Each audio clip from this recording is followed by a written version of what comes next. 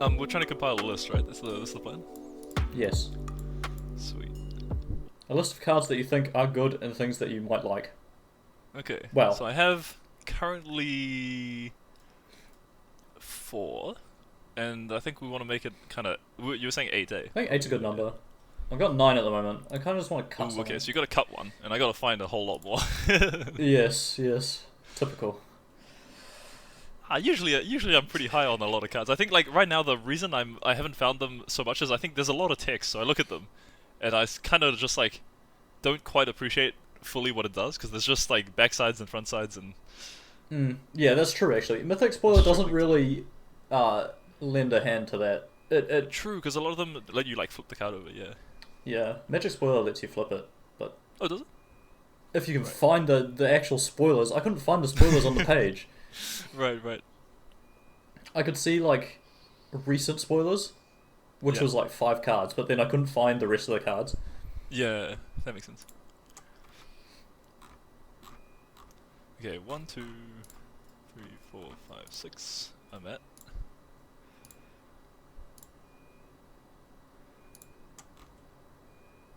Seven. Okay, no, actually, I'm gonna have to cut now that I'm looking at the rares because I was looking at a lot of the like commons and uncommons before, but now that I'm looking at the rares, I'm like, Yeah, there's yeah, stuff I yeah. like in here. I don't know what to cut from my list. Ooh, There's a random beeping going on outside, and it's really annoying me. oh really? Yes, my window's closed as well, and I can still hear it through my headphones. Classic city living, eh? Yeah, yeah. Oh, what do I cut?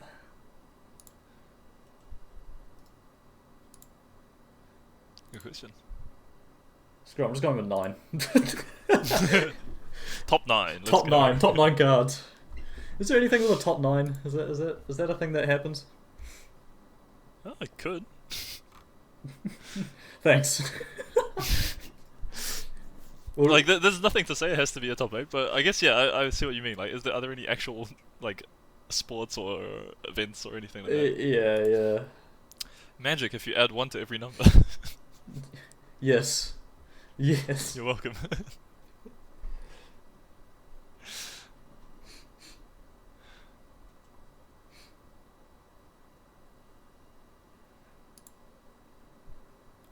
Remember when bet call, cascading into bet call was a thing? I barely remember it, but I do remember it because I remember them changing the rules and being like, Yeah. "Oh, that's how the rules used to work." Yeah, you could Like fuse them. yeah, I think I only heard about the rules because of the change, Yeah, yeah. and then I looked. Well, I kind of like focused on it at that point, and I was like, "Oh, It was that seems strange ridiculous. that's how it worked in the first place." Yeah. Yeah, it was ridiculous because for 3 mana you would get 4/1/1s with flying and draw 4 cards Right. Right. at instant speed. Ooh. Speaking of cards, I have a lot now. How many have you got now? 1, 2, 3, 4, 5, 6, 7, 8, 9, 10, 11, 12. Okay, I can cut this one. Now that I've seen some of the rares, and I can probably cut this one. Okay, Alright. this is sweet. This is sweet. This is sweet. So I'm at 10.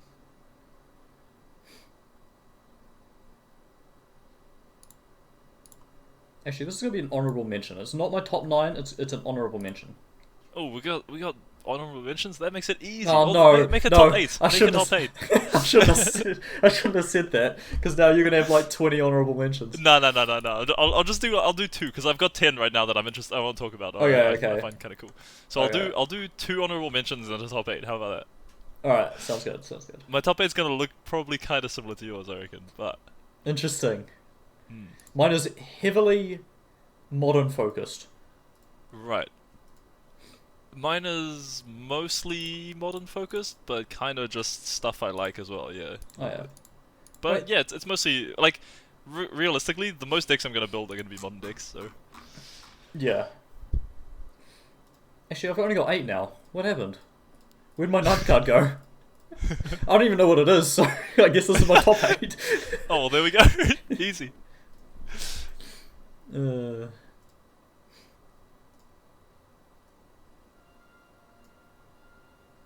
Oh, actually think this is cool. I'm struggling to put one of these into the honorable mentions category, actually. Fine, this one. Maybe. Should I put that into the honorable mention? I guess. Okay, I've got an 8, I suppose. It's maybe not the... Because I kind of just had a look at the cards and was like, these are cool. But I haven't really had a super deep think, but this is like my eyeball 8. Eyeball 8. Mm. Okay. Yep. Are we ranking these, or are we just... No, I didn't rank them. Well, I've got number 1, and then the rest are 2 to 7. Right. Sweet. They're second equal, all the other ones. Oh, yeah. Yeah. I can't even rank mine, can I? Maybe. Well, anyway, yeah, I guess, do you want to kick us off with your one, then? Wait, I want to see the other side of this card first. Ooh. Also, I'm eating right now, so this is finally a mukbang. Well, I have shapes, so I'm technically eating Oh, as well, nice! so... We got it going! Yeah. Yeah. We did say, like, at episode, 4 or 5, we were going to try one. That is true, actually. We're doing it. Yeah. Unexpected mukbang.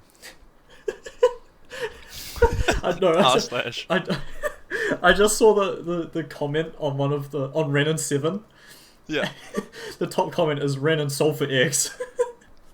That's the name of the card. Nice. Yeah. Yes. Yeah. Anyway, that was going to be my honorable mention, but I feel like people already know that it's good, and it's like... Right. So I've got 8, because I've forgotten what my 9th card is. Easy. Yeah. So do you want to do said your... It was Ren and 7. Yeah, okay, fine, it's Ren and 7. Surprise, it's Ren and 7. Your what are your honorable mentions? Honorable mentions, alright. 2. I guess 1 is, Liar? Disciple of the Drowned, because it's pretty cool. We're testing out the new audio-friendly reading attempts, right? Yep. So it's a blue creature for 3 blue and a blue. And it's a human wizard, legendary. Spells can't be counted, and it gives all instant sorceries in your graveyard flashback, as long as it's there. So that doesn't go away, it's just there, equal to their mana cost. You can repeatedly cast the same card. Oh, it doesn't say they... No, flashback says it exiles it, I think. Oh, That's yes, how it that does. works. Yeah, The text on... Yeah. You got the but for a moment I was like, wait! yeah. Manamorphose. Oh no! Yeah, I'm glad that's not how that works. That would have been ridiculous. You got the mana cost template wrong. Did I? Yeah, true. Through 3 and blue. Yeah, Sorry, there you go. There we go. We fixed it. Yeah. But yeah, this card I think is pretty sweet. I don't know if it's probably too slow for modern, but it is a really powerful effect. Mostly the flashback, like constant flashback kind of thing. Like if you can land this and stick it somehow, for the rest of the game you can just play spells again from your graveyard. That's really powerful, considering the fact like Past in Flames is just for 1 turn, and that's like been a historically very powerful card. So I don't know if it's gonna like fit into any decks, but definitely there's some power in the card. I definitely don't think it'll be good enough for modern. But you only need 1 turn, and Past in Flames is cheaper. yeah, and you can cast it, Past in Flames from your graveyard. And it doesn't die to removal. So, That's the biggest issue with this is it just dies to removal. Yeah, it doesn't die to Prismatic Ending, and it doesn't die to Vault. Sure, doesn't die to push.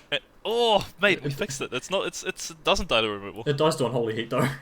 It also dies to whatever the white elemental is, Solitude. Oh yeah, Dismember as well. Gains you 3 life though, powerful. Yeah. Also, I figured out what my honorable mention was. Oh, okay, what was it? Take us away. It is Exterminio del Lineage. Oh yeah? Yeah. That's a cool card. But anyway, Butcher of the Lineage. Butcher of the Lineage. I feel like I heard about this one at some point. But Yeah, it's 1 and black for an instant, and you can choose one. You nailed it. Yeah, I nailed it, yeah. Choose one. Target creature gets -5/-5 until end of turn, or creature tokens get -2/-2 until end of turn. Oh damn, that's unfortunate. I just like it because it destroys you. Yeah. But Yeah, it does. But no, I think it's a good safety net for something like God forbid they print something like Field of the Dead again. Right. But like, I don't even think would that even be good against Field of the Dead? Like, it would be fine, but I don't think that would do it. nah. Well, it saves you for a turn, I guess. But I just like the flexibility of the card. Yeah, true. I mean, being able to kill tokens is actually pretty relevant, and there's some matchups where like they have some tokens and some non-tokens. My decks, but Yeah. yeah, both options are relevant. Yeah, And, yeah. quite powerful. Yeah. I really hope it doesn't see a significant amount of play. Let's go with that. Yeah, yeah. It's 3 mana, right? That's Yeah, it's 3 mana. 1 in black. Yeah, so Yeah. And do you have another honorable mention? I do.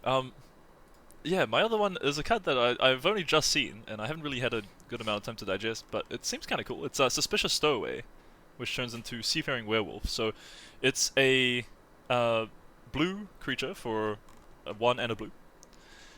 It can't be blocked, and when it hits a player, you loot. And it has the whole daybound, nightbound thing going on. So that was on the daybound side. On the nightbound side, it still can't be blocked, and it's a 2/1 instead of a 1/1. And when it hits a player, you just straight up draw a card. So Interesting. the thing that I find interesting about this card is that it can't be blocked on either side, and obviously the whole it dies to removal makes it not necessarily a card that's going to take over any formats anytime soon. But since it can't be blocked, I could see this kind of being almost like a Bob, where like you play this because especially you can have daybound, or you can have it be day or night if you can control that easily. I'm not sure like how easy that's going to be to control, but if you can make sure that it's night a decent amount of the time, you're going to have essentially a Bob that deals damage to your opponent instead of you.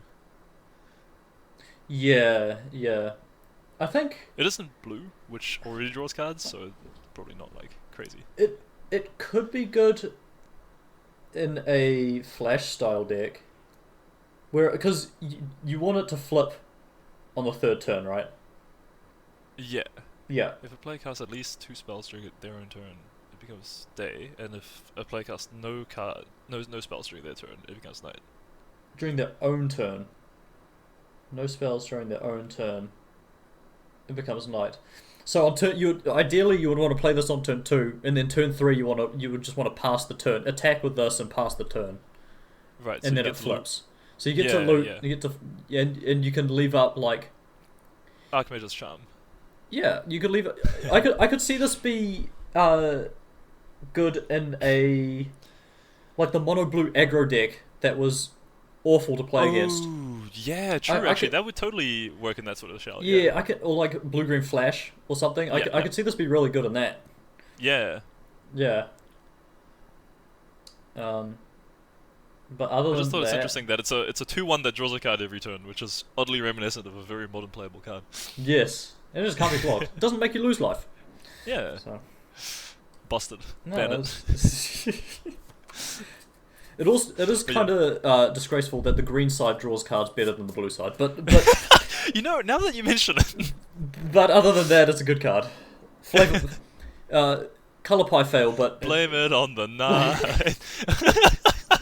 oh no, this is a karaoke stream now. Anyway, yeah, there we go. Thank you for coming. Anyway, that's just the honorable mentions. You didn't have any other mentions, did you? Nope, no, I forgot what they were. Okay. So Yeah. Well, in that case, just like a card from your top. Did you mention narrow down to 8 yet? You did. I have 7 now. I'm not sure where the 8th one went. I'm just losing cards. Wait, what's happening with the numbers? Mate, my cards are just We've got a monkey in here. because I just opened them up in separate tabs. I must have closed them on accident. Oh, right. So right. I need to find what it was. Reopen close tab. I would do that. I guess we need more time to find it first. So. What is that?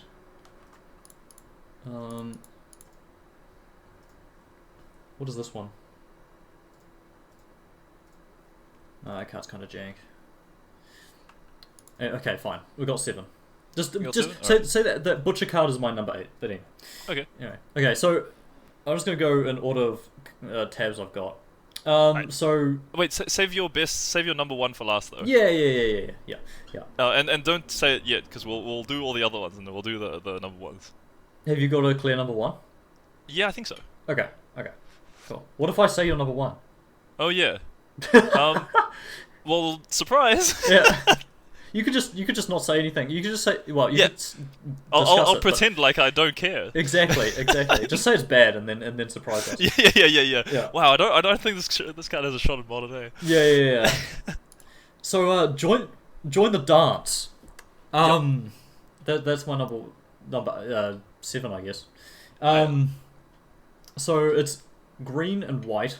Sorcery. Yep. Create 2 1/1 white human creature tokens, and it's got flashback for 3 and green white. Yep. So I like this card mainly for you, because you're the tokens man, and I assume this is on your list as well. But Yes. but I feel like this is a good upgrade to some things that you've been playing in the past. Yeah. Well, I've played pretty much every other version of this effect that's existed in the past. I've played what's the one that makes 2 humans at sorcery speed and it has a fateful hour? Oh, Something. Gather the Townsfolk. Gather the Townsfolk. That's the one. I've played that one. That was I've original. played the one that makes 2 servos. Oh. Servo exhibition. I think it's called. Oh. Yeah. Doesn't get board wiped by an Ugin. That's true. That is true. Been almost relevant once, but I lost that game anyway because you can't beat Tron as tokens. Yeah. Yeah. But this is just a strict upgrade on those cards. It is. So it could be interesting. Do you think there's any chance that anyone other than me plays it in Modern? Like, maybe not I think necessarily so. in top tier, but like that I'd actually see some play, non-zero. I think there would be at least one person trying this in Modern, other than you. Not the answer I was looking for. But It's the answer you're getting, though. yeah. Fair enough. Beggars can't be choosers. Yeah. But no, I do like the card, and I think it does have some applications in Standard as Right, well. yeah, definitely. Yeah. I think so. I can see tokens being interesting in Standard, actually. It's probably something I'm going to try at some point. Yeah, I think that'd be cool. Alright. And I will be one of the 2 people playing it there as well. Yeah. But it is a cool card, yeah, thank you. Appreciate the pick for me. Yeah, no problem. Alright, do you want to pick one? Yeah. Next up, I reckon I'll go with like in rarity sort of increments as well, like Voldaron Ambusher. Okay. So it's 2 and a red. It's a vampire archer for that mana cost. That's how that works. It's a 2/2. And when it comes into play, if an opponent lost life this turn, it deals X damage to a creature or planeswalker, where X is the number of vampires you control. So okay. it's definitely that's kind of why I have it like a little bit lower on my list. I don't think this is going to be like breaking Modern or anything like that. But I do like obscure tribes and like messing around with them. And I think if vampires is going to be a deck, the fact that this is like removal on a creature for 3 mana is actually pretty interesting. You do have to hit your opponent with it, or they have to lose life this turn, which could be potentially a little bit awkward. But yeah, I don't know. I think it's got some potential in that it's got the whole Flame Tongue Kavu effect. I like the You flavor also text. have to have. What's that? Yeah. Oh, the flavor text. Gotcha. Kind of awesome. Yeah. That dude does not look like. Well, I guess that's kind of the thing with vampires, right? They don't look like vampires until they're vampires. Yeah. It looks to me like a Twilight kind of vampire. Well, it is a vampire show, so I guess so. Yeah, but you know what I'm saying. Like, this ain't a real Innistrad vampire, man. Not really, no.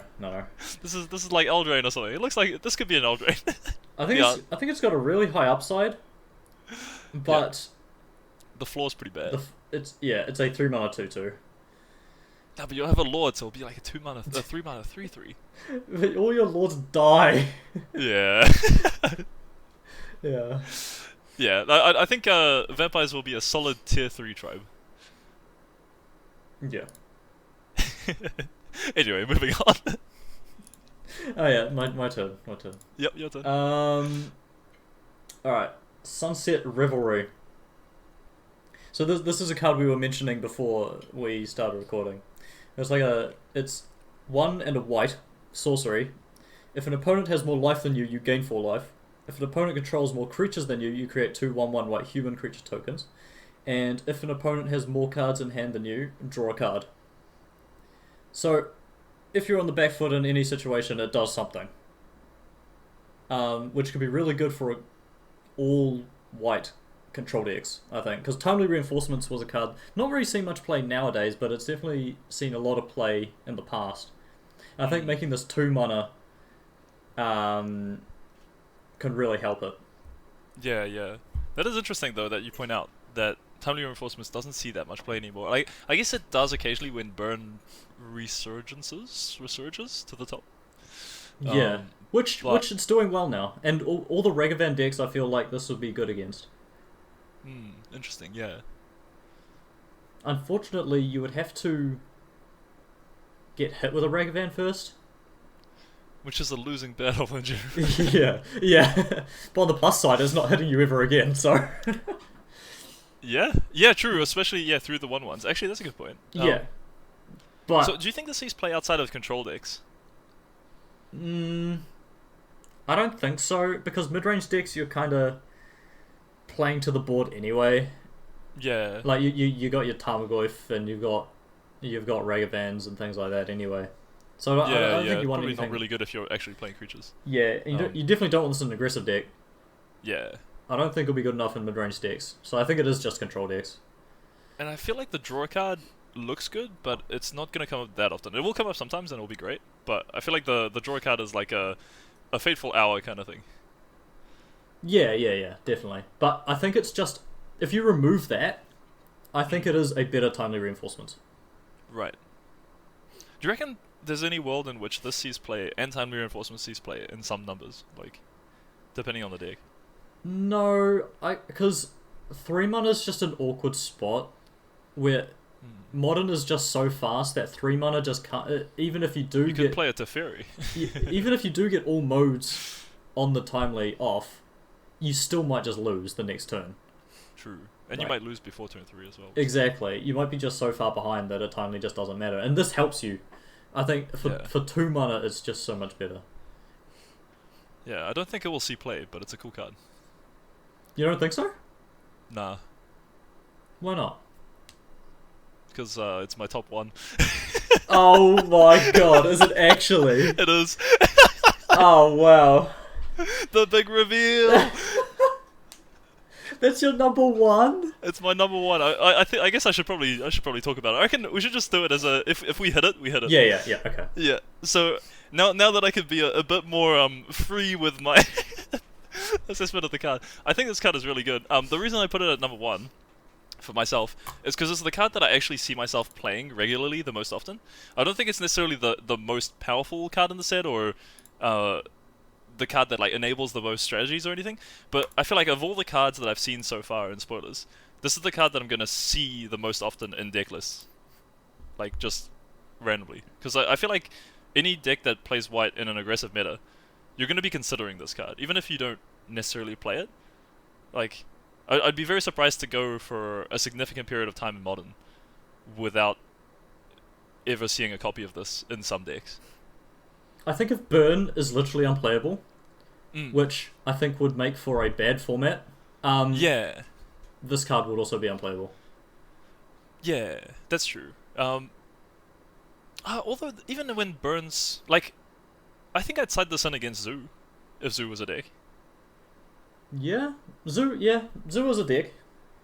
And I think I'd side it in against other, like, semi-aggressive decks. Like, if you're expecting to get hit in the first couple of turns, I think I'd put this in. Even in, like, I was saying, not seeing play outside of control decks, but I actually think in a mid-range deck, where you don't necessarily have to contribute to the board that much, I think this would be fine, because you can always hold off a little bit. Like, just play your removal spells and your hand disruption early, or planeswalkers, or whatever else you're doing.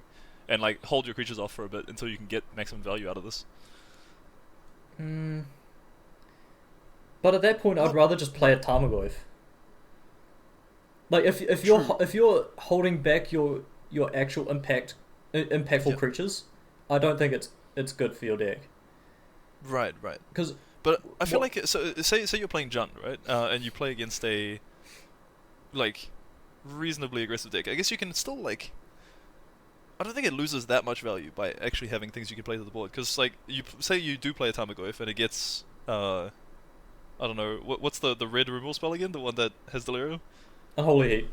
Unholy Heat. You play your Tarmogoyf, it gets Unholy Heated, and then they try to hit you with a bunch of stuff, and then you just play this anyway. I think Yeah. they're gonna try to remove your Tarmogoyf to get through it if they're hitting you. Yeah, that's true. That's And true. if they can't remove it, then you're winning anyway. Also a bad thing about this in modern is it doesn't block Dragon's Rage Channeler, True, which is relevant, yeah. but But it pitches to Solitude, which does hit it. yeah. Also, this can just gum up the board for a turn or two, Yeah. so you can just point your removal at Channeler instead of like your the Ragavans Yeah, true. and whatever. So yeah, I guess to sum up, I don't think this is gonna be like 4 of it all the white sideboards or anything, but I definitely think like if you see a bunch of white decks, like decks that are playing white in the tournament, you'll see a few of these floating around for a while. I think Yeah, I think so. I for the think so. foreseeable future. It does pair Um, quite nicely with Snapcaster. 4 mana is Yeah. just so good for that. Yeah, for sure. And like I think I'll be playing some in my sideboard. Maybe just like I probably won't play that many. Maybe 1, maybe 2, depending on how much burn. But Yeah, yeah. You probably won't actually, want, now that I think about it, you probably don't want more than 2, right? yeah, because there's also the green command, which I think is pretty interesting. Yeah, that one's also good. It might be no, because you can't. They do come in tab. They're Yeah. interesting. I think it's worth comparing to it. But yeah, anyway, that's it for me. But I just think it's cool. I think I think it's what's it called? Verdant Command, right? Is it the Verdant card? Command, yeah. I think that's a better main deck card Yeah, by far. But I guess if you pair them, if you put them together like this on the sideboard, your burn matchup is just like insanely good. yeah. Which is a thing I like to do. Just beat burn. Just hate on burn so much. I actually don't even dislike burn that much, but I find it fun to beat it. It is satisfying to beat. Yeah. I think it's also, it usually doesn't take that much effort for me to build my deck in such a way that I can beat burn, so I just do it. Yeah. Sorry, burn players. Not sorry. I actually like burn. I've played it before, and I enjoyed playing it. Have I ever played burn? I don't think I have. Nah, but you complain that you don't like it. You should play it and try it and enjoy the glory. No. No, I'm Imagine not playing burn. Going turn 1 red card, turn 2 2 red cards, turn 3 win the game. Oh no, I played Obosh red. But Yeah, that's pretty much burn. That's not a burn deck though. It's not a burn deck. Does it play Bolt? Yes, of course it does. All red decks play Bolt. All red decks are burn decks. Yeah. All right. Confirmed. So that was Anyway. my what, number 6. Yeah, and my number 1. I feel like I've had you've so far given me only cards that I have as like pretty highly on my list. Well, that yeah, I they quite both like. So they both make tokens. they both make tokens. You're There we token. go. You're token man. Yeah. You're a token man. I am your token man. No, I'm a token ape on this show. Oh yeah, true. Come on, Actually, address yeah. me by my title. Sorry, I'm sorry. Anyway, that was my number 6. Now your turn. I actually think it's your turn because I feel like I've talked more. Oh, about these okay, cards. all right. The old Uno reverse card. Okay. Yeah. This should probably be in my honorable mentions, but I feel like Yeah? it could be really good. And it's What's this? Curse of Silence. Oh, is that the 1-drop? Yeah, 1-drop white card. It's an aura curse. You enchant player, and when it enters the battlefield, you choose a card name.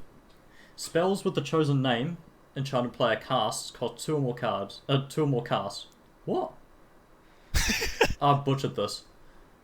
The name card What'd it costs do? 2 more to cast. Right. So Thank it's a you. 1-drop. Yes. You name a card. That card costs 2 more. Yes, it's not symmetrical as well. Oh, right. Yes. wh- True. Interesting. Which could be relevant.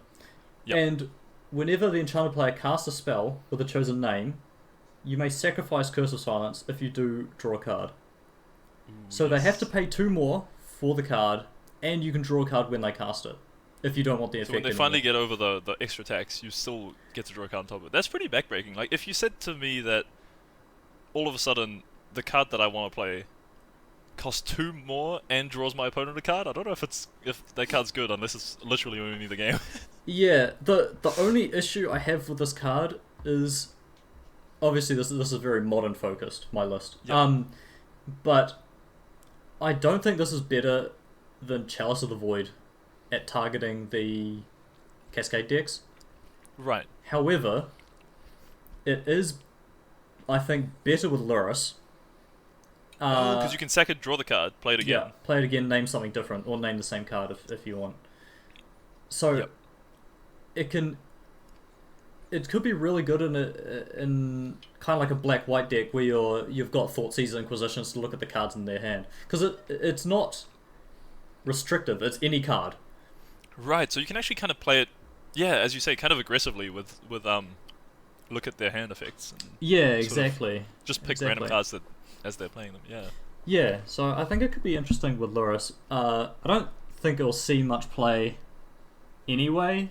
But another place it could be good is Enchantress, because it is just a 1-drop enchantment, which could annoy the opponent in some way. Yeah. But yeah, it'll be fringe for sure. But I think I have high hopes for it. Yeah, I could actually see it seeing some amount of play. I think one thing I want to see, and I don't really think this is likely to happen, but I could imagine a world in which this happens, is somebody playing one against you, naming like, I don't know, Cryptic Command, Snapcaster Mage, something like that, in their own control deck, like out of the sideboard of their own control deck for some reason, and then you gaining control of it with Archmage's Charm. No, that doesn't work because you're enchanting the player. Oh no!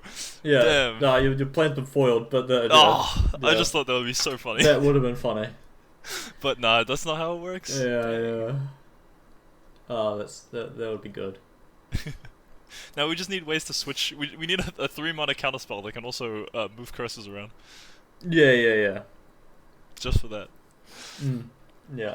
So that was I think your point about Enchantress. Yeah, it's pretty valid.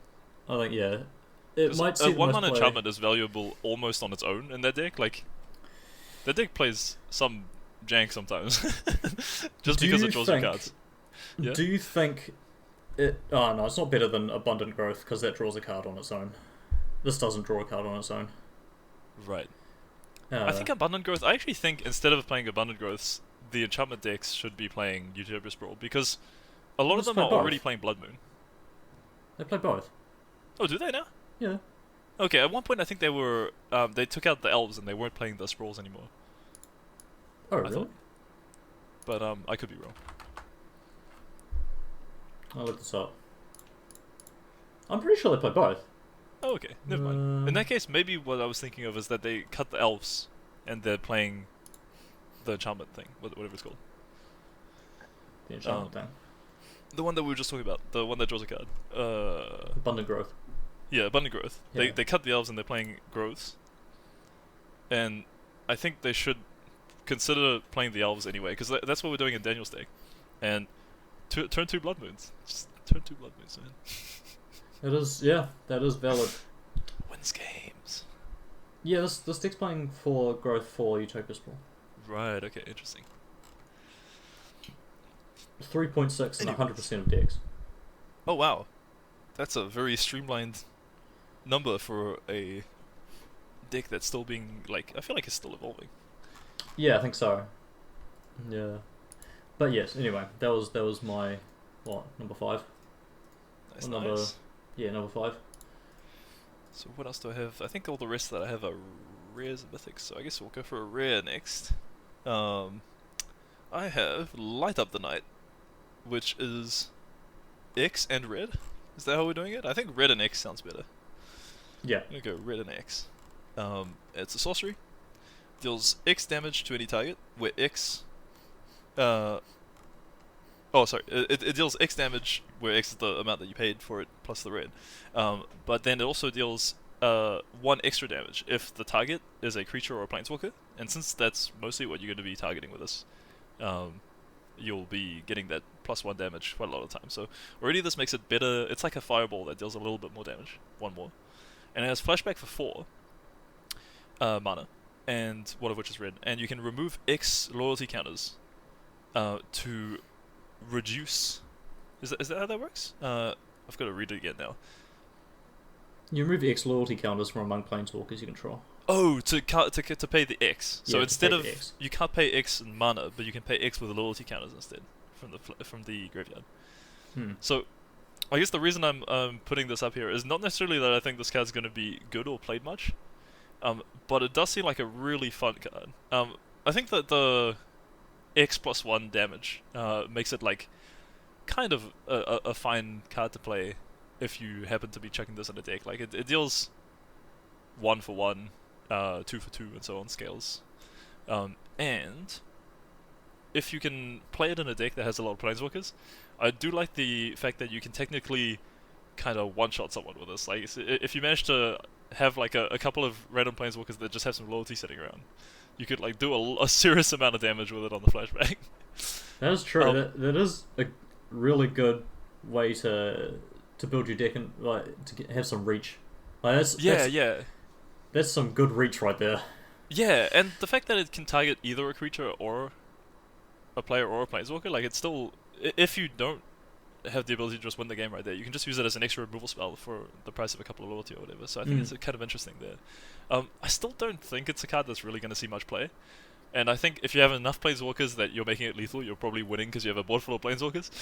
But I'm gonna try it. I'm gonna try one-shot someone with this. Yeah, I think the rate just isn't good enough. It's just it's so close, I think, but the rate's just not there. Like 1 for 1, 2 for 2, and so on. It scales nicely. It almost feels a little bit to me like what's the new card that Prismatic Ending in that most of the time it's probably gonna scale more or less with whatever you're trying to kill as a creature. But the fact that it doesn't hit other permanents, it just hits creatures, and it's still a damage-based removal spell, so it's going to miss out on like anything that has more toughness than you'd expect for the mana cost. Is pretty bad for it, I think. Yeah. No. But like it's not terrible. Yeah. It's a cool card to discard. Exactly, yeah. So yeah, it's definitely a card that I'm gonna enjoy playing, even if I don't necessarily expect it to see like a ton of play. But I could also be wrong. Maybe somehow there's like a way that it's worth just discarding a bunch of cards, and there's like ways to make enough use of flashback that there's some good reasons to play this in standard or something. Could be interesting. The issue with the flashback is you need some good amount of setup. Yeah. Like you need planeswalkers on the battlefield. They need to have a good amount of loyalty. And you need to not have them just die, you know. Because 4 mana for 2 damage. That's cheaper than Firebolt. Yeah. It is. Yes, it is. Yeah. But Firebolt does 2 damage no matter what. True. So, but yeah. Anyways, that's probably enough discussion of that card. But yeah, just an interesting one. I think it could be. I think it could see playing standard. Oh yeah. Yeah. Oh, I'll look forward to it then. Yeah. What have I got up here? I'll leave that one till second to last. Alright. Alright, this one. Yeah. Auger of Autumn. Oh, yes. Is 1 and green. Is a human druid. And it says you may look at the top card of your library anytime. And you may play lands from the top of your library. So already this is very reminiscent of Corsair Crucifix. So that's literally Corsair, but you don't gain the life, right? Yeah. Oh, and it's got 1 less toughness. It's a 2/3. Yeah, it's got 1 less toughness. But it's also got Coven, which as long as you control 3 or more creatures with different powers, you may cast creature spells from the top of your library as well. I'm not sure how relevant that's going to be. It depends on how you build the deck, I guess. Yeah. But if I'm looking at what the decks Corsair Crucifix were played in, they didn't have that many creatures in them. But that was more of a defensive card. This could be more of a mid-range threat. So here's what I'm seeing, right? I'm seeing this out with a plant from the land that makes a plant. Colony Garden. Yeah, like this out, a Colony Garden token, and like a Munador. a Dryad of the Elysian Grove or whatever. and my opponent is going to look at the top card of their library, and it's going to be Titan. It's going to be Titan. I'm going to lose the game right there. No, I don't think this sees play in Titan. No? No, I don't think so. Also, this doesn't work with Dryad. They both have 2 power. Oh, yeah, okay, well, that's fine. Yeah. True, I forgot that Coven is... I thought it was just 3 creatures. 3 creatures with different powers is actually quite a lot harder to set up. A Boreal Grazer, a Zeuser, and this. Alright. We've got it, we've broken it. Triple A, there we go. But yeah. I think this could be really good for Standard. I think it's really good for Standard. Yeah, for sure. It could also be good in Historic, but I think for Standard, I'll definitely be playing this in Standard. Yeah, yeah. I just really like this kind of effect on a creature. Yes, may I interest you in Historic? In a Bolus of Citadel deck. Because it gives you the extra land drop, so you don't fizzle as much. And it gives you a backup Bolus of Citadel if you can get enough creatures on the field. No, it doesn't give you an extra land drop. Oh, it doesn't. Oh, no, I was thinking of the other one. I was thinking of, Oracle of Moldiah. Oracle of Moldiah, which is kind of similar, but it's not. No, Oracle is way too good for Standard, I think. Because, you know why I was thinking that? It says, just underneath it, right now where I'm looking on the page, it says Thesaurus, and then there's Oracle of Moldiah right there. Yeah, I can see that too. There we go. I got tricked. No, that's not how that works. Okay, never mind. Not good at Citadel then, probably. No. But no, I think it will be a real threat in Standard. Nice. Yeah, I think it's very unlikely it doesn't see like any play, right? Like it's just a good set of stats and abilities. Oh yeah. That's two questions for you actually about this. One is, how do you say it? Is it Coven? Coven? Oh, Coven. Is it Coven? What does it mean? What does Coven mean? Do you know? Coven meaning. Yeah, there we go. Race to the definition. A group or meeting of witches. Oh. Right, like covenant kind of thing. Like probably same sort of root, right? Maybe? I don't know. It does look like a witch on it. It does, yeah. That's cool. Yeah. This is just a grouping of creatures, which makes sense. Yeah, actually that makes sense. Yeah, true. Yeah. Second question is, how hard do you think it will be to get Coven on in different formats? Like, let's say Standard, Historic, Modern. Modern, I don't think any Coven cards will be played. Right. I think it's just way too hard in Modern to have 3 creatures. And they have to have different... You think it doesn't make it as a, like, you're not playing it for the Coven, but you sometimes get it? Like, you just play the other one, right? I think Corso Crewfix is just better in Modern. Yeah. This doesn't die to Bolt. This does die to Bolt, I mean. Yeah, true. Whereas Corso doesn't. Corso doesn't even see play Bolt anymore, though. Everyone's cut their bolts for Unholy Heat. Unholy Heats. Yeah, everything dies to Unholy Heat, so... But, no, I don't think this will see play in Modern. This is a Standard and Historic card. Yeah. I feel like in those two formats, though, you're going to be able to turn that on sometimes. If you're playing like a fairly creature-heavy deck... Oh, yeah. It's going to be, like, definitely not that hard to turn on, I feel like. There is the kind of argument that if you have 3 or more creatures with different powers, you're probably winning the game already. But the fact that I hadn't actually realized this is it's 3 more creatures, but like including itself, right? Yeah. So, yeah. So you need like a 1 power just creature and a 3 power creature. Yeah, or a 1 and a 0, which I guess there's some instances of maybe. Yeah. Yeah. A wall. Oh, you can play there's like Wall of Roots or something in Historic. Is Wall of Roots in Historic? I think so. I'm pretty sure it is. No way. I think it is. I think they added it as one of the weird anthologies. But you're talking about Wall of Blossoms. Oh, that one. What's Wall of Roots? Wall of Roots is the one that puts a -0/-1 counter on. Oh, the one that adds mana. Yeah. No, not that one. Yeah, Wall of Blossoms is the one I was thinking. That could be cool, actually. That's a good idea. Wall of Blossoms, Auger of Autumn, and like any other creature. Yeah. Oh, alright, here we go. Because you can then cast Wall of Roots off the top and you draw the card. Oh, there's Lano Elves, right? There's Lano Elves in Historic?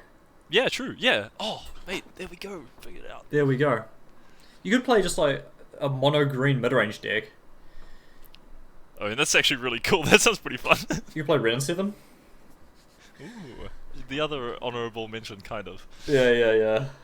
Yeah. Yeah. No, I mean, kind of keen, to be honest. No, I'm excited for that card, that's for sure. Yeah. Alright, what you got? what do I got? I'm gonna hit you with a controversial card among our circles, Oh no. which is just us two apes. um, it's Bloodthirsty Adversary, which we talked about just before this, and we decided to postpone the argument for the. Oh. Oh right, yeah. So it's 1 in a red, a vampire 2/2, has haste. That's kind of the base of it, and when it comes in, you get to pay 3 mana, any number of times. So it kind of has the whole like multi-kicker-ish thing, and when you pay that cost some number of times, you get that many +1/+1 counters on it, and you exile that many instant sorceries with mana cost 3 or less from your graveyard, and you can play them without paying their mana cost. So it's like Goblin Dark Dwellers, but it technically has upside if you have 8 mana for some reason.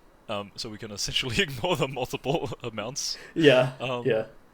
And it has the upside of being a 2/2 with haste as a base. What kind of deck are you putting this in?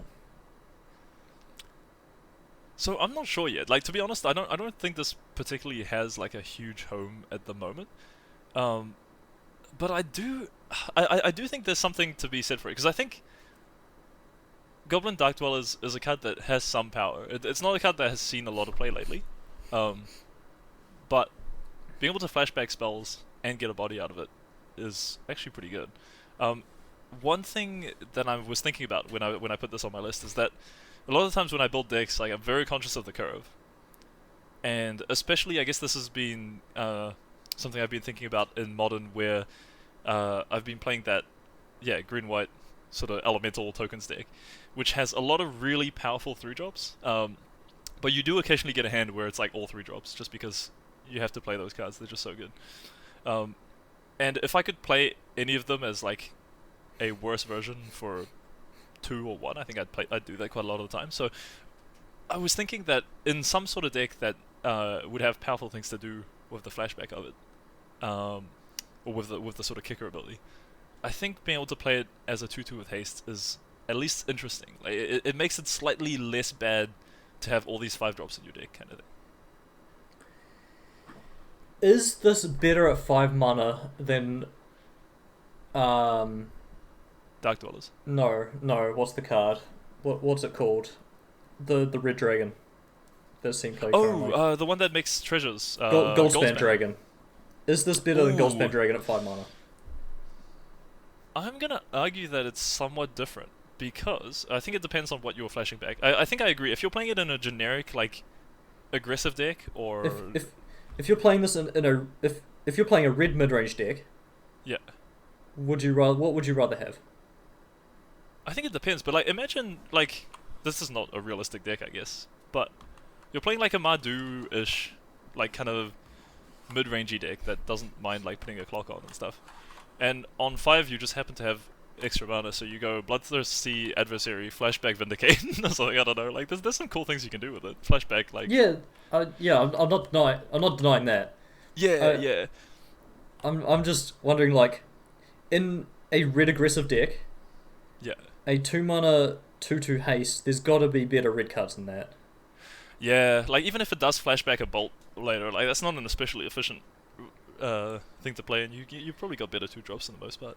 Yeah. I think I agree. Like, in Modern, I'm not really expecting this to see a whole lot of play, unless there's some sort of, like, combo. I mean, we've seen, like, Goblin Dark Dwellers show up recently in the deck that spins new permanents into the field with Glimpse of Tomorrow. Yeah, but this literally doesn't work. This doesn't work yeah, with. It doesn't do that. But there are situations where, like, just being able to flashback a certain card, like, especially the 0 mana cards, is interesting. And, like, this lets you cast, for example, what do you call it? The footfalls? Crashing footfalls? Yeah. So, I mean, again, like, I don't really think this is going to be a huge player. I don't expect to, like, ever see this in Modern, I guess, if I'm going to be honest. I don't. I think this is a worse enabler than the Cascade cards by a long shot. Yeah. So I don't think you'll see any play in Modern. Yeah. But I could see it being played in Standard. And I could see it being a interesting card to brew around occasionally. Like, I think it's not a bad card to have just for brewing potential where like sometimes you're gonna be able to do interesting things with it. Maybe I feel like there's potential for it to be kind of cool. Yeah. I guess you will play 4 of these, right? In a like, say you're playing a red burn deck. Yeah. You're playing 4 of these. If you do happen to have 2 in your opening hand, you can just play one on turn 2 and then hold up the other one until you have 5 lands. Like that Instead seems of having like a bunch of 5-drops stuck in your hand. Yeah, that seems okay. That actually seems like a decent plan. Yeah, like again, I think I agree with you. Where most of the time I'd rather just have like cards that are good on 2, like properly good on 2, in that Yeah. kind of deck. Yeah. But yeah, like I guess maybe I'm also just starved of good 2-drops because I'm so used to playing black white without Stoneforge, and every time I see a 2-drop that has some high upside, I'm like, oh, you can do things with this. Yeah. But yeah, I think I'm pretty much on the same page as you. I just think it's like a pretty cool card, but probably not like a massive player. I think it could be interesting in standard. Yeah, it will see play in standard though, right? Like I think that's quite likely. Yeah.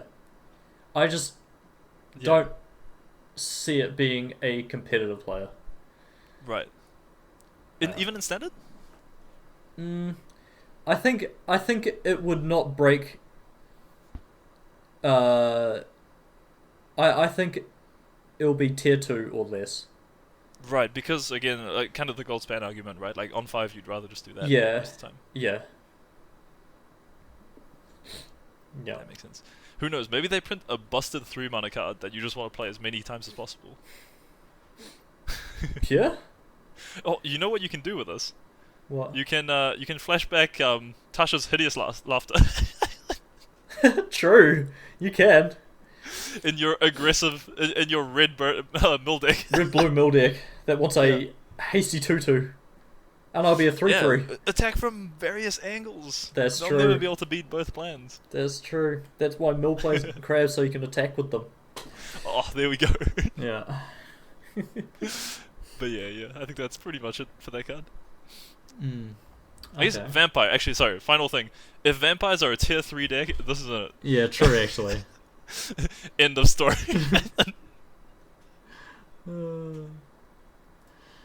Alright, what have I got up here?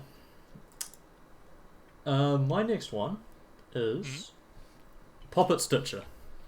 Ooh, yes, that's a card I kind of forgot about, actually, to be honest. Yes, I really like this card, and it's the only card. I assume there's no cards with Decayed on your list. Funnily enough, there isn't, but I didn't do that intentionally. I actually think, like, I'll bring it up later, but yeah, even though I think Decayed is not really the kind of stuff that I want to be playing for the most part, I don't think it's as bad as I was making it out to be before. no, you're slamming it. This is unplayable. Yeah. But if a Decayed card would be playable, I think it's this one. Okay, well, take us through it then. So it is a blue card. It's 2 and a blue. Yeah. For a human wizard 2/3. And whenever you cast an instant or sorcery spell, create a 2/2 black zombie creature token with Decayed. And Decayed means the creature can't block, and when it attacks, sacrifice it at the end of combat. And it also says, at the beginning of your upkeep, if you control 3 or more creature tokens, you may transform Poppet Stitcher, so you don't have to transform it. Right. And it turns into an artifact, where creature tokens you control lose all abilities and have base power and toughness 3/3. And at the beginning of your upkeep, you may transform Poppet Factory. Which is the flip Oh, so side you can of it. actually flip it back and forth. Yeah. So all of your Decayed zombies, they all become 3/3s and lose Decayed.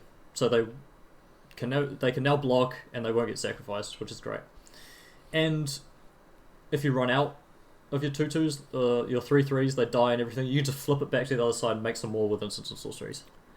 I will say, it's a bit strange that the factory doesn't make anything.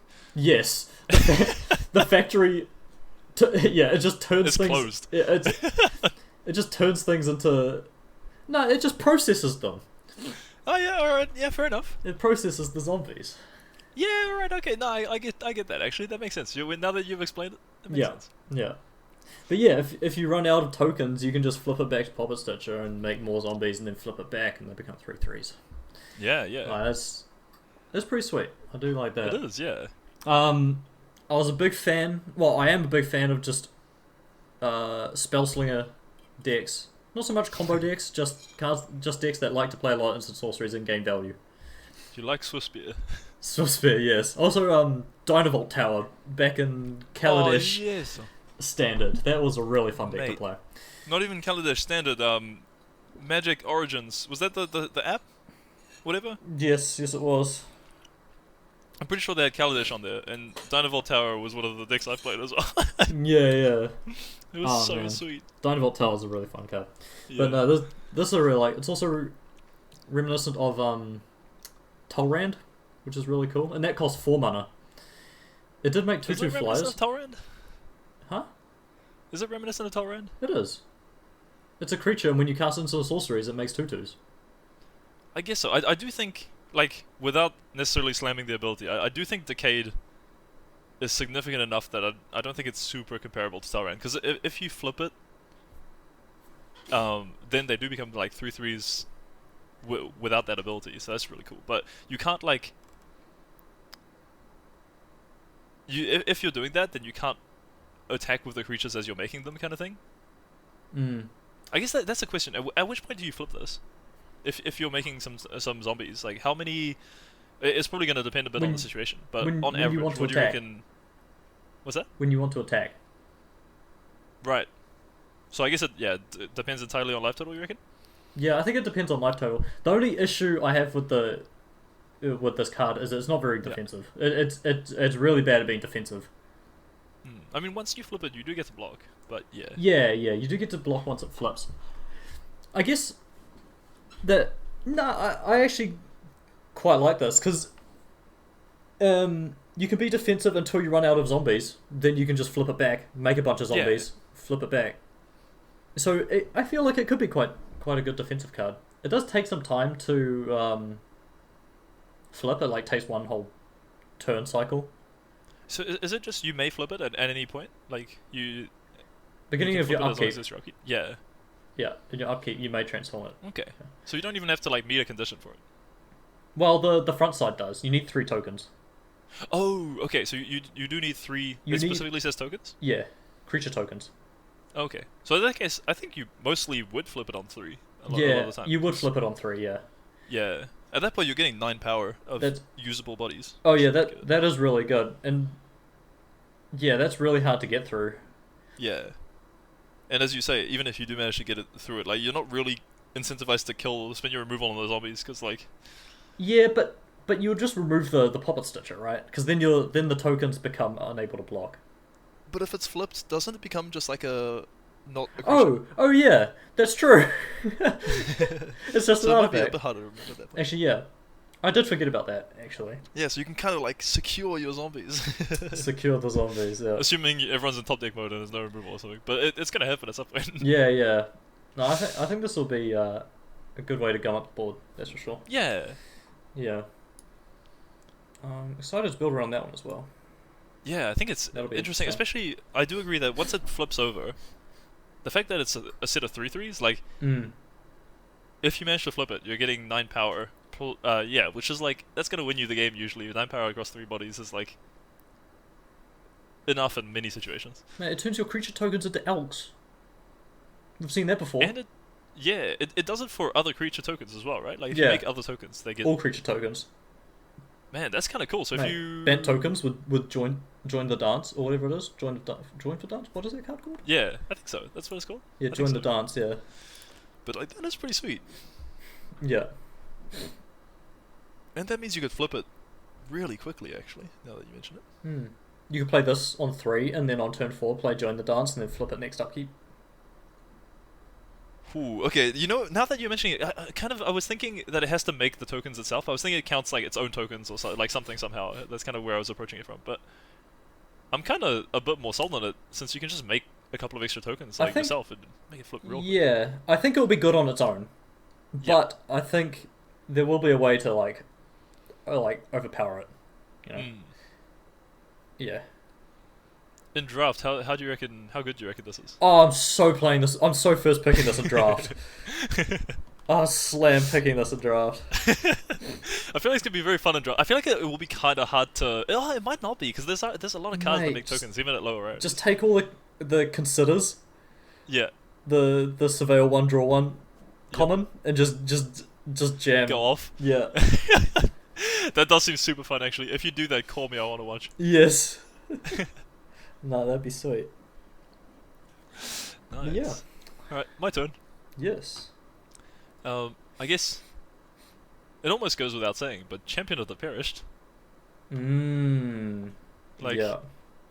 I think zombies is kind of a tribe that ever since Armankit has been like actually pretty supported. Like there's quite a good amount of support for zombies, and it does have a few good one drops. But I guess I should probably read what this card does.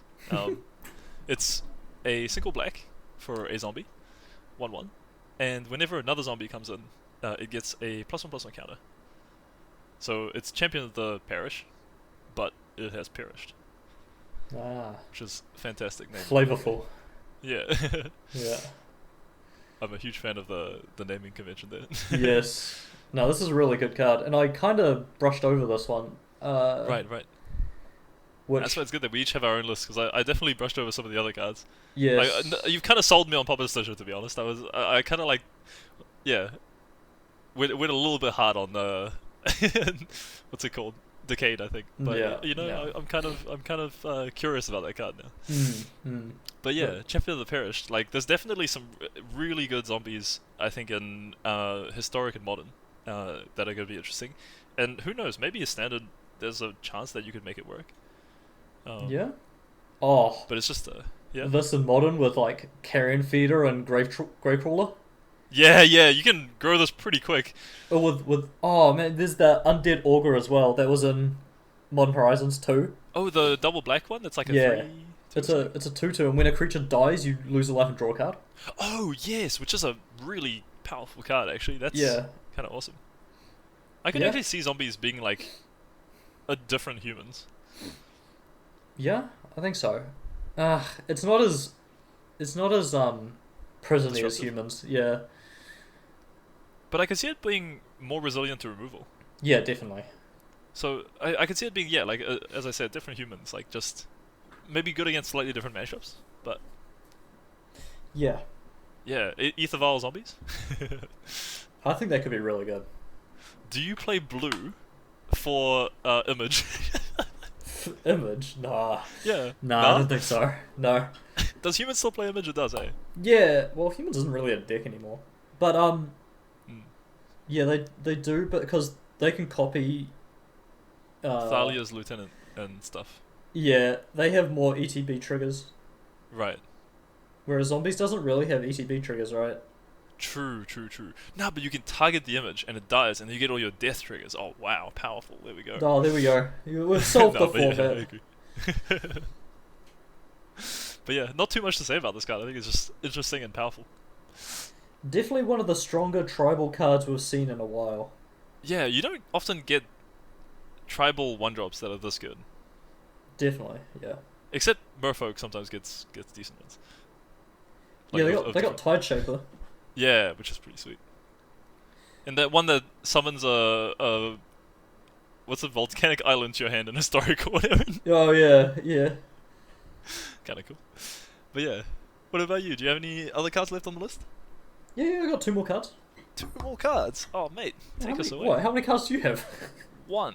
Wait, what? Oh yeah, I did take one of yours. I took a number 1. Oh yeah, that's right. But yeah, my number 2 is a card that I really like. I don't know how good it'll be, but I really like it. It's Cigarion Savior. What is that? It is 3 and white for a 3/3 angel. It's got flying, and when it enters the battlefield, if you cast it, return up to 2 target creature cards with mana value 2 or less from your graveyard to the battlefield. To the battlefield? Yes. To Drop the my beer. battlefield. Drop your beer. It's... I really like this card. It's so... Did you say it's 4 mana? 5 mana. 5 mana, right. 5 mana, 3/3 flying.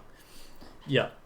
And just being Man, able that's... to buy back two drops, man. Getting back like a Luminar Aspirant, like play Yeah. this, get back Luminar Aspirant, put a counter on your Cigarion Savior, make it a 4/4. Like, yeah, this could be really good. Good with Selfless Savior. Mm. I can just see this be a really good top end for a white aggressive deck. Yeah, for sure. That's really powerful, actually. Yeah. And it's a cast trigger as well, so if you counter this, they're still coming back. But the fact that you get two of them, I had to... I've just looked it up again, because I was like, surely I heard that wrong. You get two of them. You get two of them. What? That's so good. Mm. No, Do you play this in zombies with your sacrifice effects? Zombies? No.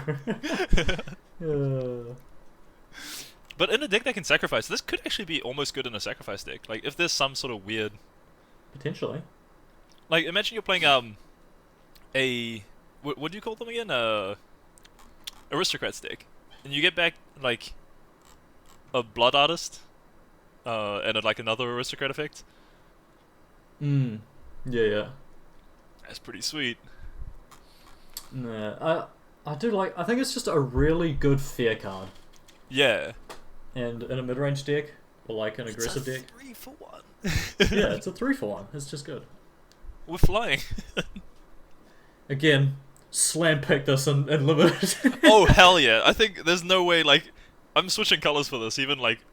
Probably I'm splashing this in pack 3, kind of thing. Double white, man. What is that? True, I'm switching to white in pack 3. That's true. You need to cut color just to play this. Yeah. No, I think I would. Honestly, I would consider it. Yeah, I'm I definitely think hyped this is for going this to win card. you games of draft left, right, and center if you get it. Yeah, definitely. Yeah, I'm hyped for this. Yeah. Yeah. I honestly hadn't seen this card until you mentioned it, and I'm still taking it in. Like, that's powerful, man. It is definitely. Is there any chance to cease play in some deck in Modern? Like, 5 mana's a lot, but is there some way that it can work? Nah, I don't think so. What if you are persisting it? That doesn't work. Doesn't it? It's if you cast it. Oh, You get the trigger. yeah, it is. Oh no, That's it's, true. oh no, it's not a cast ability. It's not a guest? It's when it enters the battlefield if you cast it. So they can just counter this and you don't get the things back. But it's Right, so if you persisted, it doesn't trigger. Yeah. no, yeah. That makes If you sense. persist it is a 2/2 flying. It is a 2 One of mana the wind worst drake. cards. Could have been a Stormcrow. It could have been. Yeah, there is a Stormcrow in the set. Have you seen it? Is there? No. Actually, here we go. Take us through the Stormcrow of the set, because that's important. We gotta know. It's not a Stormcrow on the front side. What? It's a 2 mana 2/1 in blue. It's got Hold on, disturbed. I looked up Stormcrow. Like, I'm on Mythic Spoiler, and I just searched Stormcrow. I'm like, why is it not coming up? Sorry, tell me what the card does. 1 and a blue for a 2/1, Yeah. and it's got disturb for 1 and a blue. And when you Yep. disturb it, it is a Turns 1/2 flying. Nice. Yeah, it looks awesome as well. Is it just that? Like, does it have any other abilities on the front or back side, or is it just that? No. And that's a good limited card still. Like, Eh. no? I guess it's okay. It trades early, and then you can play a 1/2 flyer. I feel like that's actually pretty good and limited. What's the rarity again? It's a... It's a common. Oh, hell yeah. That's gonna see tons of play in limited. I'm gonna fill my deck with these. Okay, you do you. Like, not you not do like... you, man. Not high picks, but like... I think picks 5 onwards, you're taking these, right? Like... Nah, I think these are No? like 10th onwards. Really? Oh, that bad? Yeah. What? They're Alright. just not about that anymore. Yeah, fair enough. Maybe I'm too hyped on You're hyped multi on- cards. You're hyped on Stormcrow, man. I mean, it's true. I do have a Stormcrow deck. Yeah. Yeah. But anyway, you've got one card left, right? I have one last card, and you have one last card, right? Yeah. So we're gonna say this one together. You saved it for till last. Well, I feel like it has to be on your list, surely. So yeah, on count of 3. Okay. It's gonna be wrong. It's gonna be hilarious. But all right, 1, 2, 3. Faithful Briar Bridge Mending. Tracker. What? What did you? Oh yeah, it is. What did Of you course, I say? forgot about that. What did you say? Briar Bridge Tracker. Oh, yes, I did see this card. Yes. I'm But surprised this isn't on your list at all. why? It's sweet. All right, well let's walk through the card, and then you'll tell me about why it's so bad. It's not bad. It's a good card. I just don't think. I think it's better than some of the cards on your list, but we'll... Yeah, fair enough. Fair enough. Let's walk through it first. Let's walk through Yeah. it. So it's 2 and a green, Human Scout. It's a 2/3. Has vigilance. When it comes in, you investigate, so you get a clue. And as long as you control a token, it gets +2/+0. So what this works out to is that you play it, you get a clue, and you have a 4/3 with vigilance, as long as you control some sort of token, like that clue, for example. This is a really good card. I did look at it, and it should have been somewhere on my list. The reason I was surprised that you didn't have it on there was not so much because I think this card's like crazy busted, but because I know you like Tireless Tracker, and I know this is not Tireless Tracker. This is Before I say very anything, far this from is Tireless definitely Tracker. Not Tireless Tracker, but it does have a little bit of that tracker flavor. I mean, it does have tracker in the name. Yeah, it's definitely good, and it could be a good pairing in what we were talking about, like a mono green mid-range creature deck. Yeah, Like this could be really good. Yeah, I don't think this is seen play in Modern. I guess right off the bat, I'm just gonna because like Tracker's just such a powerful card with fetches and everything. But I mean, in Historic and Standard, like this is just a lot of value. You get a 4/3 Vigilance for 3 is kind of a beating. And they kill it, you draw a card for 2. It's just nice. Yeah, it's definitely good. I think it'll see play in Standard. I do like it. I don't know what Standard's going to look. The issue is we don't know what Standard's going to look like now with Throne gone. So I feel like this has a place in it, surely, right? Like, I mean, surely, I feel like it should. It's not a Lovestruck Beast, but it's kind of it does an impression as a 3-mana big threat. Big is a word you could use, yeah. But I mean, it's 4 power. It's 4 yeah, power. it's 4 power. It's 4 power. Yeah. And it's not even on like as bread either. Like it has the potential to draw a card, and it will always replace itself if it hits the battlefield, which is good. Yeah, and I like that you can sack the clue as well. Like it doesn't specifically say as long as you control a clue, you can sack it and have other tokens around to keep the power high. We'll join the dance. Mm-hmm. Yeah, there we go. Join the See, it's a powerful card. It synergizes with all these cards. Have we got a Bant tokens deck? There we go. That could be legit. Yeah. Yeah. Probably gonna try it. Yeah. Sounds good. No, I like it. But yeah, It's a good I card. also want to note the art because those colors are nice. It is. It doesn't really good looking card. Yeah, it doesn't scream green at me, but like, dang, I want to walk through that forest. That looks nice. It's an archer. Yeah. So. Yeah. True. It's kind of green. True. No, but it has a Kopesh. This doesn't belong on the Innistrad. What? All this is gonna spring out of the pyramids any moment. Yeah. Oh, man. Anyway, take us to your last one. I do like that card. Yes, my last card. Thanks for ruining the hype, but but yes, my number 1 card by quite a long shot, I think, is Faithful Mending. Yes. It is white-blue, so 2 mana, instant. You gain 2 life, draw 2 cards, then discard 2 cards, and it's got flashback for 1 and white-blue. So, we all know. What does this card do in Modern? We all know how fair Faithless Looting was in Modern. A moment of silence. Yeah, a moment of silence for our deceased comrade. I played a lot of Phoenix in Modern when that was the deck to play. And I played a lot of bad looting decks in Modern. I'm not sad to see Faithless Looting gone. It should be banned, I think. But I almost feel like it could be fine. I feel like it'll be. I feel like it'll be like Golgari Grave Troll, where they'll unban it, realize their mistake, and ban it again. Yeah. Sadly, you're right, but I like to have a bit of hope lingering in the back of my mind. But I think this is a really good step that Wizards are taking, where they've made it 2 mana, done the same effect, and made the effect better, basically. I do think the fact that they've color shifted it is really nice. Yeah. Because it would have felt kind of bad to just get a worse looting and be like, here, this is what you get, kind of thing. The fact that it's in a different color combination, and it's kind of restrictive because you have to play blue and white to play it, is going to mean that decks are going to be like fundamentally pretty different that are playing this. Like, they might play a similar game plan, but it's definitely going to influence your card choice in those decks, so it won't just feel like all the same busted decks are just coming out again. I think. Yeah. Like I know you can play a lot of you can easily play a 4-color deck in Modern, but even that is going to feel quite different. I think to the decks we were seeing before. Yeah, like I don't think this will be good in mid-range decks or control decks. Filtering Right. is just not what the blue and white Although colors are really gonna need. it is instant. Yes, but I don't think that's justifiable for the card disadvantage. Right. Uh, I mean, that's what people said about looting at the start, but then everyone's playing looting, even in yeah, decks with like no. in unfair decks. No, people were playing it in fair decks as well. Yeah, there was like that Mardu like Lingering Souls Dreadhorde Arcanist deck, right? Yeah, like I'm not saying this is immediately gonna be in all the blue-white decks, but is there any chance that you play this? Say you have like Snapcaster as one of your synergies, and you have like maybe one other playset of cards that's like good to pitch or that has some synergy with putting cards in the graveyard. You might consider playing that in your control deck if you're playing that kind of control deck, right? Nah, I don't think so. No? Okay. Nah. You've played more control than I do, so I'll take your word for it because I'm not think- a huge control player. I think for this card to be Yeah.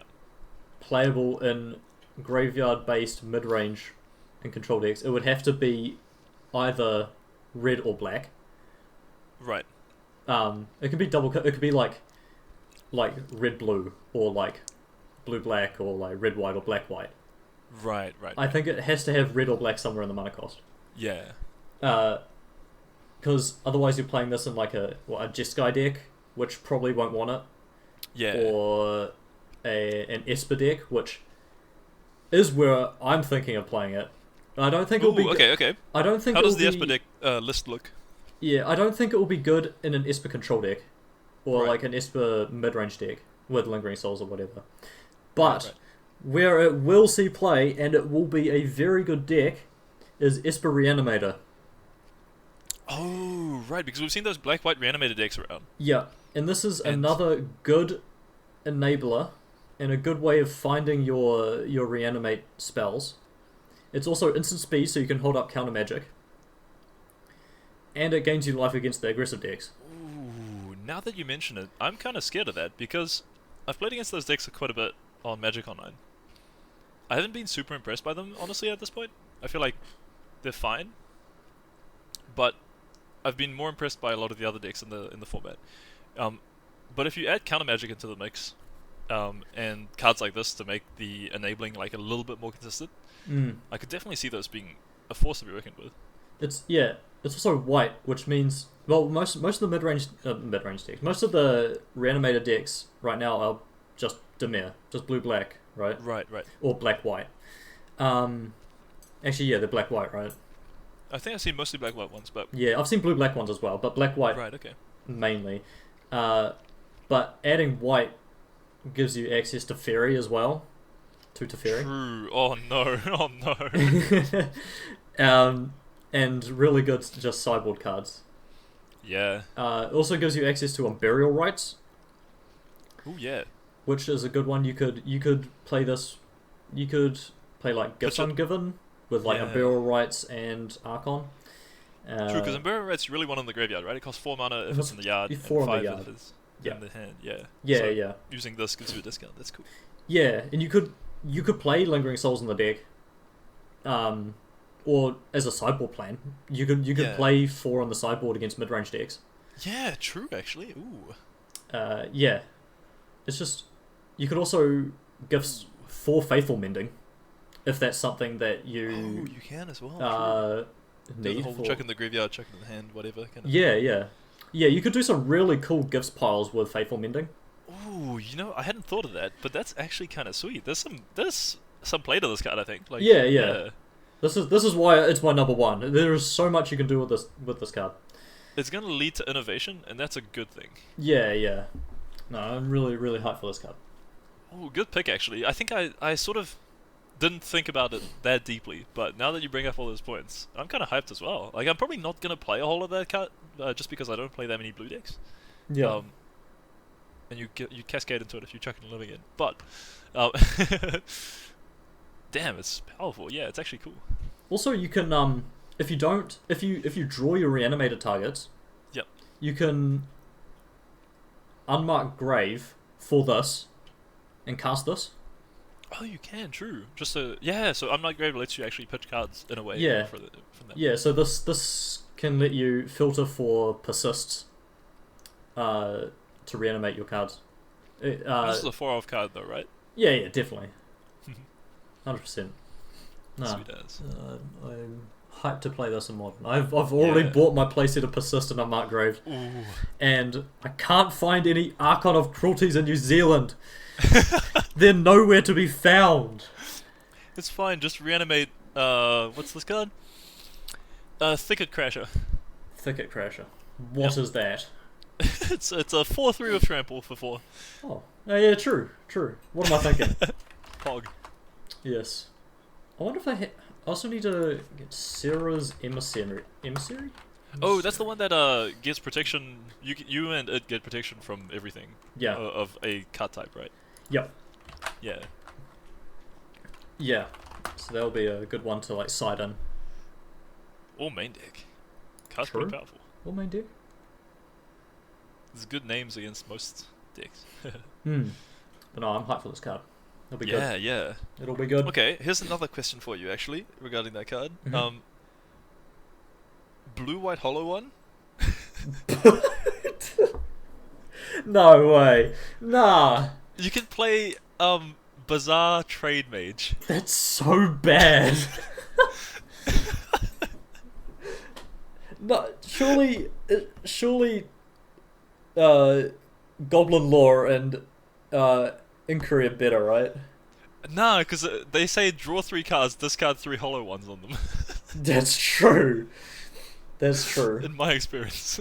Yeah. Yeah, probably not. But I actually might try that, to be honest. If I'm playing this card, I'm probably gonna try a blue-white hollow one deck, just to meme, just to mess around. Yeah, that could be cool, actually. That could be cool. It'll be interesting to see. Esper, and you play Cookbook as another discard outlet. Oh. And you get to play... Asmore? Yeah. You just play Asmore off this card? Asmore, Hollow One, and Emery for more cookbooks, and for the Hollow Ones. This is kind of cool. It's kind of neat. It's interesting. Probably not good, but it's cool. I think this is a card that will lead to a lot of brewing. Yeah, for sure. I'm already thinking about it somehow. I said I was going to play it, and I'm going to play it anyway. Yeah. Yeah, definitely the most... Yeah, one of the most innovation creating cards probably since the unbanning of like Stoneforge, right? Like, yeah, I think so. Everyone likes looting. Everyone hates looting, but everyone likes looting. Yeah. It's not the looting we want, but it's the looting we're getting. Yeah. And yeah, I think it's gonna be pretty cool. I'm looking forward to seeing some of the decks that come out of this. Yeah, definitely. I'm actually almost surprised they didn't print it in one of the Horizon sets. It feels like a very... I mean, it's obviously looting... Like, they say, this is your looting replacement. Yeah, well, it references looting in the flavor text. Oh, does it? What has been looted can be restored. I find it interesting as well, just to point out that on Innistrad, looting and fixing is the same thing. What do you mean? Well... You're breaking stuff, right? You're chucking TVs at windows. At I guess windows. So. Yeah. And you're drawing 2 cards and discarding 2 cards. Yeah, true. And you're putting it all back together. You're still drawing 2 cards and discarding 2 cards. True. Yeah. Maybe they're trying to make a statement that like, there's no difference between destruction and creation. It's all one and the same. I don't know what that means, but no. You're going into something deep there. I don't know. I don't know what's going on. I'm doing the old English class trick of say something that sounds deep without understanding it. Yeah. The whole saying a lot of nothing. That's how you get the excellences, man. Yeah, that's true. I know. Anyways, that's probably it for the session of spoilers, eh? Scuffed spoilers. Scuffed spoilers. Yeah. Is that our thing? We can our patented scuffed spoilers session. Yeah. No, that was good. If all goes well, we'll do this again next set. Oh yeah. Definitely. I like how we've already made our top 8 list and the set hasn't even been fully previewed yet. Yeah. Like, we're halfway through preview season. And we made this list 10 minutes before recording. Well, I did. You. I made it during recording, you made honestly. it during recording. Yeah. We're just both frantically looking through the spoilers.